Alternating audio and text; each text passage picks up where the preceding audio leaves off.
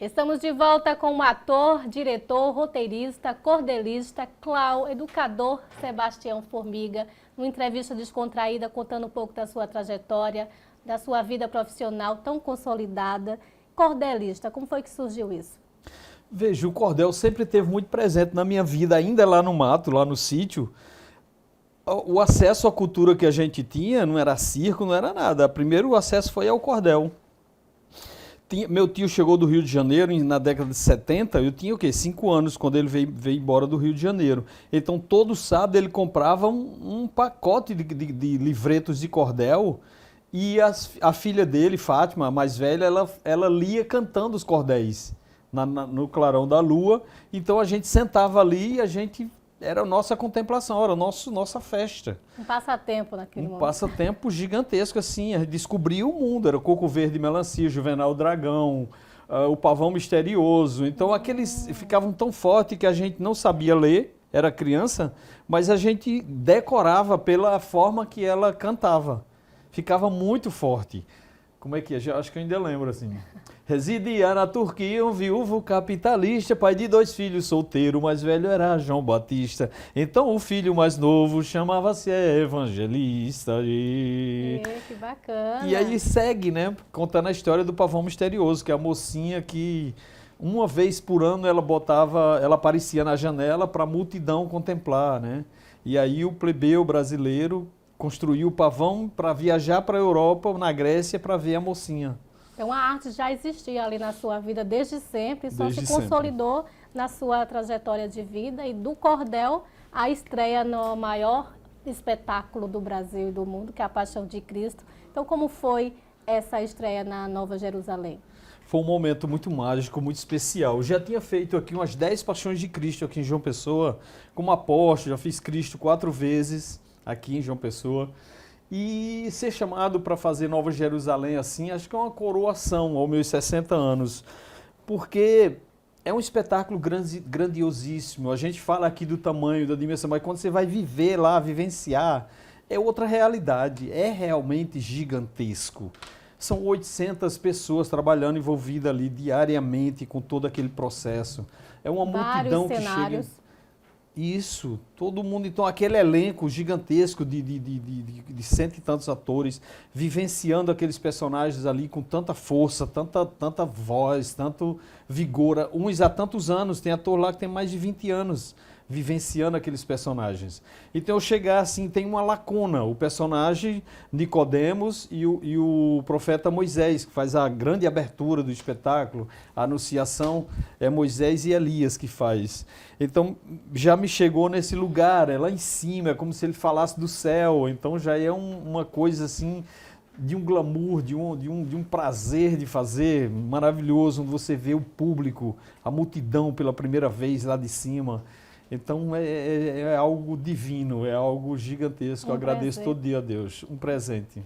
Então, toda essa articulação de teatral, né, ao ar livre, exige uma preparação rigorosa, uma rotina intensa. Então, como foi esse antes da apresentação? Olha, a gente, pela minha história no teatro, no circo e com tudo, com minha formação, e eu ministro técnica vocal, canto, técnica vocal para atores, para coral. Então, tudo isso eu vivenciei essa vida inteira. Então, o teatro de rua já me deu essa projeção. Então, eu já cheguei meio que pronto. Eu vi da Marina Pacheco, ela disse, é muito bom, me agradecendo, e dizendo, é muito bom trabalhar com ator, que ele chega, a gente bota a roupa e ele está pronto. Eu fiquei muito feliz de ouvir dela isso, porque é um espetáculo grandioso. Agora, tem as lacunas. Esse personagem, ele age assim aqui, ele tem esse lugar. Você entra e você faz, você recebe um desenho, com o diretor você trabalha o desenho da mão, a forma de se projetar diante da ação, e você vai. Agora também eles dão para você esse lugar do intérprete, né, que é sagrado do ator, onde você dá a sua verdade, você que cria a interlocução com seus pares, dividindo a cena com os lados que tem que dividir, e na hora que tem que ir para frente você vai, na hora que tem que ir, tudo está ali prontinho, você se encaixa dentro daquele lugar e Pega fogo. 2 personagens, né? Como foi essa... Foram 4, na verdade, porque o espetáculo tem 3 horas de duração. Então, cada cena, assim, você faz o profeta Moisés, ele está na primeira cena e pronto.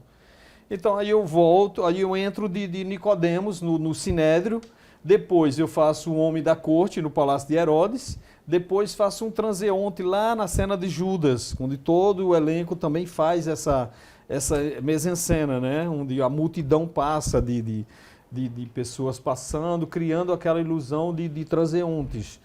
E Judas ali no meio, vivenciando aquele drama dele. É simples esse lugar de você coringar, né? É simples, porque está tudo no tempo. Para mim, lá, os primeiros dias, eu fico um pouco atento para pegar o tempo, porque os ensaios é uma coisa, você ensaia, não é o real. Quando vai passar a primeira vez real, mas tem um tempo da cena. Para a cena e vai esperar a plateia chegar. Tem ali 5, 10 minutos para o público se locomover de um palco para o outro, se acomodar direitinho, com conforto.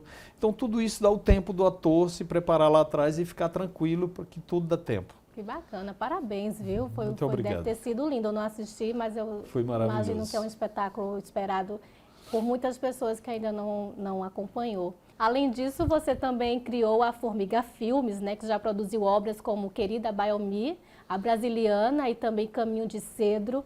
Como surgiu o desejo de contar suas próprias histórias?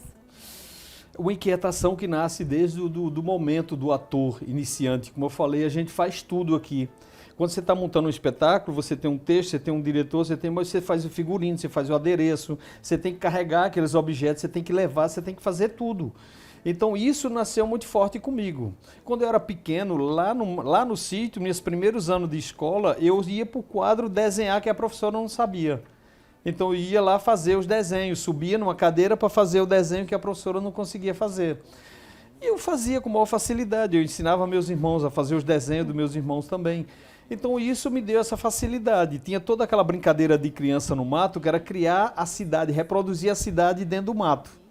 Com cordões, com caco de telha, com pedra, com ossos. A gente fazia nossa cidade inteira ali, tinha tudo, da igreja ao açougue, a fazenda, tudo estava ali. Então isso também acho que já era um criador, né? Como eu virei o roteirista. Então o meu olhar de artista me dá esse lugar. Às vezes eu amanheço o dia com uma ideia. Às vezes eu vou num lugar, vejo uma coisa, nasce uma ideia de falar de alguma coisa.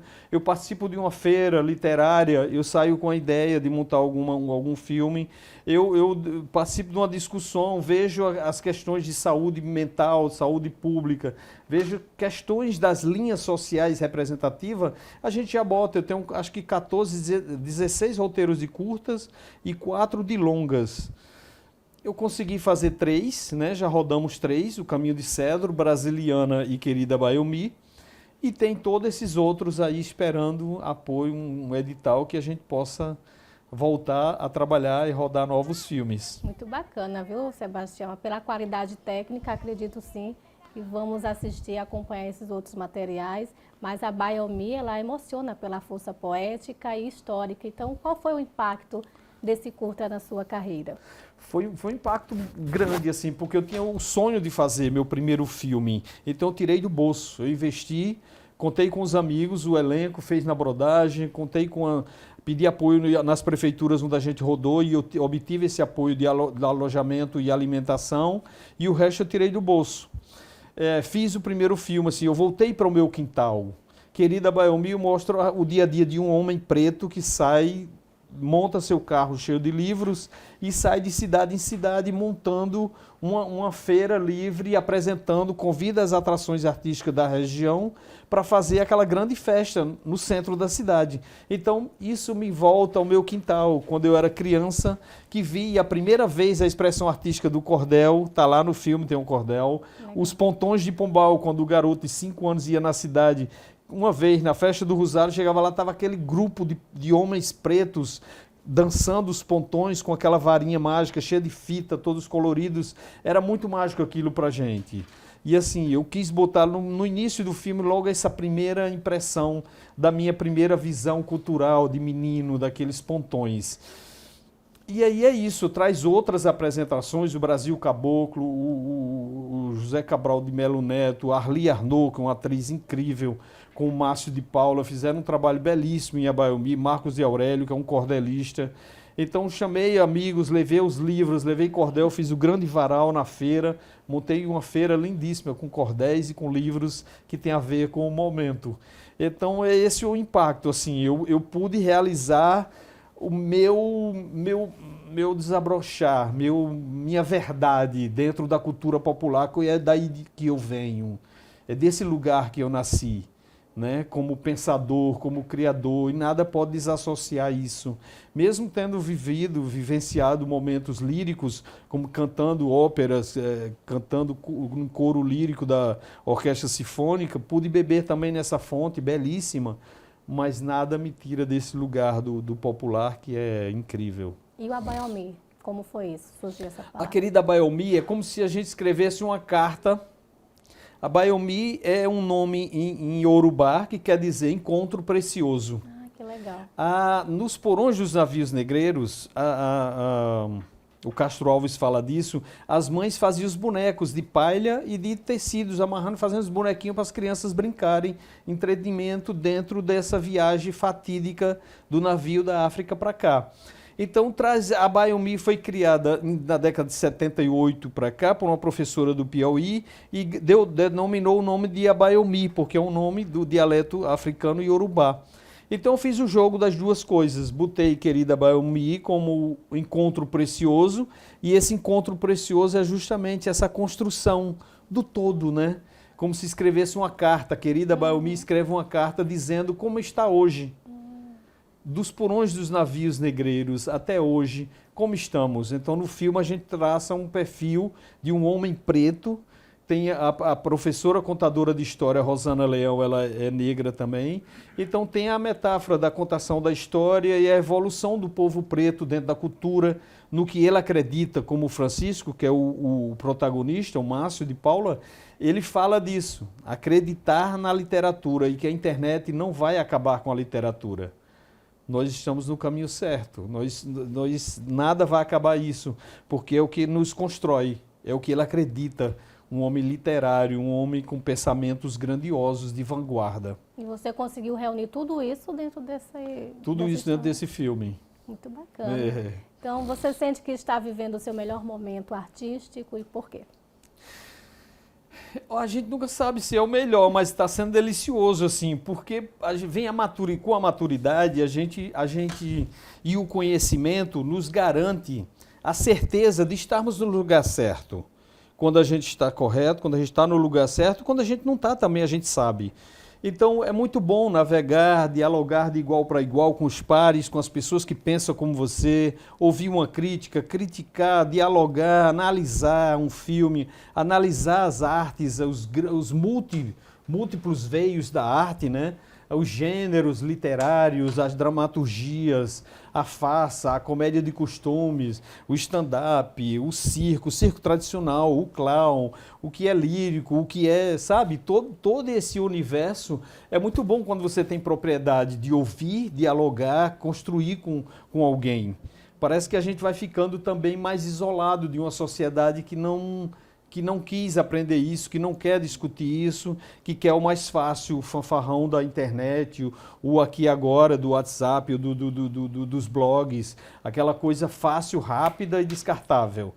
Mas aí me dá esse lugar de certeza de que eu escolhi o lugar certo, de que eu não poderia ser outra coisa, senão o artista que eu sou. Muito bacana. Nossa, eu fico encantada de ouvir toda essa história aqui. E para fechar, né, que mensagem você deixaria para artistas jovens que estão começando agora e sonham em viver de arte? Não queira viver do sucesso. Não busque o sucesso. Busque o trabalho, a consciência, o aprendizado, os contextos, os gêneros dramáticos, as formas de fazer, a técnica de fazer. Domine as técnicas. Tudo que você vai fazer, a técnica lhe salva. Porque quando você tem a técnica de se livrar da parafernália de câmeras, de pessoas que estão à sua volta, se você não desenvolver uma técnica de se isolar desse lugar, você vai ficar o tempo todo olhando, colhendo isso, colhendo, querendo saber disso, e na hora de fazer, na hora do silêncio total, a ação é com você. Então você tem que saber se isolar, não pense no sucesso. Não queira sucesso, ele é passageiro, ele pode ser ótimo, mas é consequência do seu trabalho.